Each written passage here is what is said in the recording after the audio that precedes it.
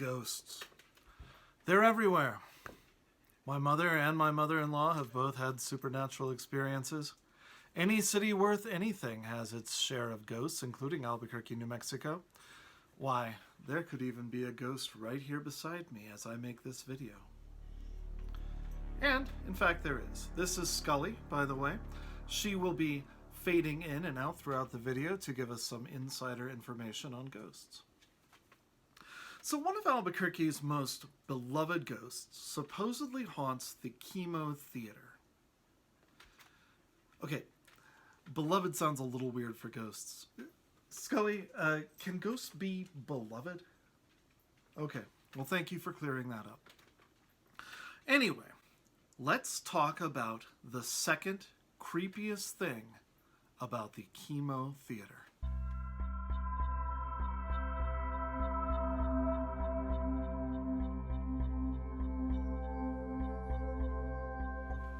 So in downtown Albuquerque, there is a nearly 100-year-old theater that has a supernatural reputation. Supposedly, it is haunted by a spectral child with a purported love of donuts and a flair for the mischievous. According to the legend, anyone who dares to put on a play or other kind of event without making some sort of effort to appease the pint-sized poltergeist is going to find their performance sabotaged. Light fixtures will fall to the floor, props will disappear, actors will be interrupted right in the middle of saying a line by feeling a child-sized hand pulling on their costume.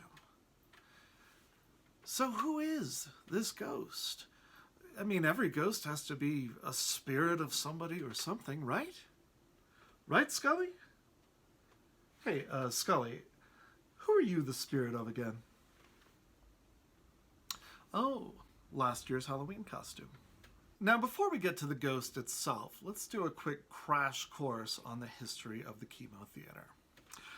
The KiMo was built in 1927 as a movie theater, and it is an absolutely resplendent example of the Pueblo Deco architectural style. You might guess from the name, but this is kind of a combination of an Art Deco style with Native American Pueblo motifs. And this is probably a good place to point out that the second creepiest thing about the KiMo Theater is this. I'm not going to get too deep into that one today, but suffice to say that these are not the bad kind of swastikas, but rather a good fortune symbol that you find in a number of Native American traditions. These probably represent whirling logs from a Navajo legend, and not, say, the wicked tendrils of white supremacy engulfing the world. Whenever anyone from out of town visits the KiMo Theater, they basically get that talk, by the way. When it opened, Oreste Bachechi, who owned the theater, didn't have a name picked out, so he teamed up with the Albuquerque Journal to have a naming contest. And the rules were, it had to be a Native American word, it could be no longer than 6 letters. There were apparently hundreds of entries. Different ones that were in the running included the Aloma Theater, the Navajo, the Papago, but the one that actually won the day was submitted by the former governor of Isleta Pueblo, Pablo Abeta. He submitted KiMo, which is a Tiwa word meaning mountain lion. Some people contend that it can also loosely translate to king of its kind or something similar to that. Oreste Bachechi liked it, in addition to its provenance as best of its kind, but he also thought that KiMo, spelled K-I-M-O, could also be a sort of an abbreviation for king of the movies. Quick aside about Pablo Abeta. Apparently he was into this whole Hollywood thing. 2 months after winning the contest, he was at the Hollywood Bowl inducting Cherokee actor Monty Blue into the Navajo tribe, which is kind of odd considering that Pablo Abeta wasn't Navajo, and they did it in Hollywood, and Monty Blue already had a Cherokee identity. I don't really know how that worked, but I'm pretty sure that that's not how one becomes a member of the Navajo Nation today. The KiMo opened on September 19th, 1927, just about 1 month before the release of The Jazz Singer, which is widely considered to be the first talkie feature film. And the theater was filled by some 2,000 people from all around the state. People like Douglas Fairbanks and Mary Pickford sent their good wishes for the theater. It was a pretty big deal. And during the opening, there were ceremonies put on by a number of native folks. They had dances, they had songs, and apparently there was even a ceremony to drive away evil spirits. Unfortunately, it seems like maybe one or two of the evil spirits kind of stuck around. Now, I like to keep these videos light, but there's no getting around the fact that the death of a child, whether it happened yesterday or 70 years ago, is a tragedy. And so for this portion anyway, I'm going to play it straight. No jokes, no camera tricks or anything of the like. On August 2nd, 1951, some 24 years after the theater opened, a 6-year-old boy named Rob, or often Bobby Darnall Jr., was attending a showing of the Abbott and Costello movie Comin' Round the Mountain with some family friends. Before the movie began, there was a short about the U.S. Navy played, and during this, there was a siren that went off. This apparently frightened young Rob Darnall. He jumped up out of his seat and ran into the lobby. The 11-year-old girl who had taken him to the theater jumped out of her seat to chase him down, but she didn't get to him before he entered the lobby, and exactly at that moment, the boiler that was below the stairs at the KiMo exploded, probably because of a faulty thermostat. It was a horrific scene. Young Rob was thrown across the room into a wall. A number of other people were injured. There were cuts and bruises and broken bones. One man even lost an eye. And since most of the audience was made up of unattended children, police came to round them all up and take them to a nearby department store to await their parents. While the police were doing this, they found Bobby's body. He was actually still alive but unconscious. He had a faint pulse.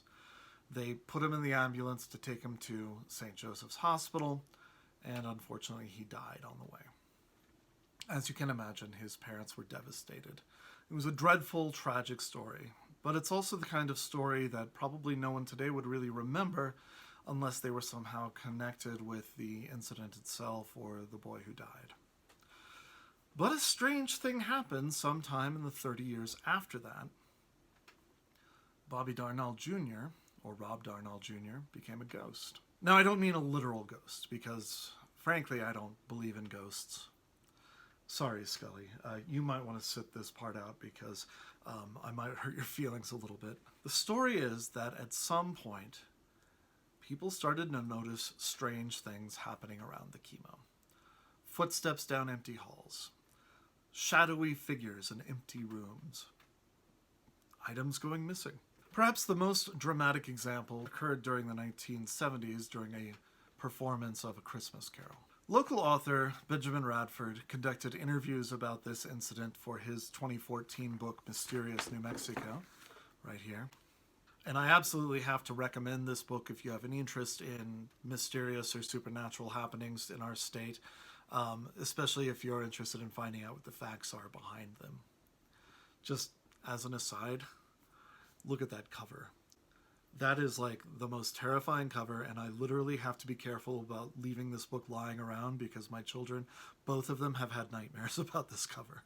So supposedly, before this performance of A Christmas Carol, the director of the play had gone backstage and found a little altar or a shrine that had several donuts and other sweet treats collected there.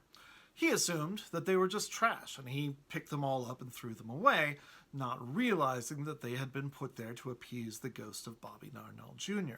Unfortunately, this does seem to have upset Bobby, because the performance that followed that night was a disaster. Dennis Potter, who was there, remembered, about 10 or 15 minutes into the show, weird things started going wrong. People were forgetting their lines. People were tripping and falling on stage. Odd pieces of equipment would fall from the ceiling. Light bulbs exploded. Electrical cables fell down. Light gels came off and fluttered down during dramatic moments. They were having trouble getting through the show. Windows and doors on the set were either not opening or were opening when they weren't supposed to.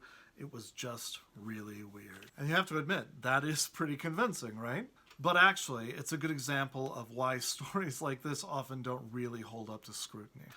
Benjamin Radford and my City on the Edge co-host, Mike Smith, did a lot of legwork investigating this story, and they interviewed people who were involved, including Potter himself, who maintained the story that I just read. They found out a few different things.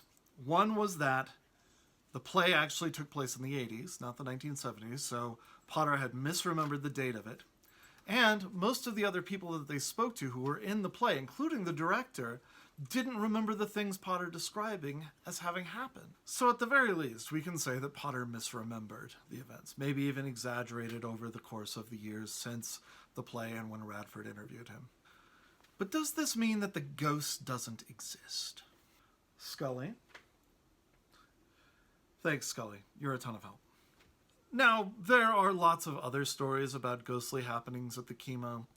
Hardly any of them have the kind of facts attached to this story that you can actually check up on, though. I tend to think of ghost stories as a sort of folk method of remembering the dead. I mean, a headstone's great and all, but there's nothing like a good ghost story to keep a memory, if you'll excuse the expression, alive. So my takeaway is this. Once upon a time, there was a life extinguished.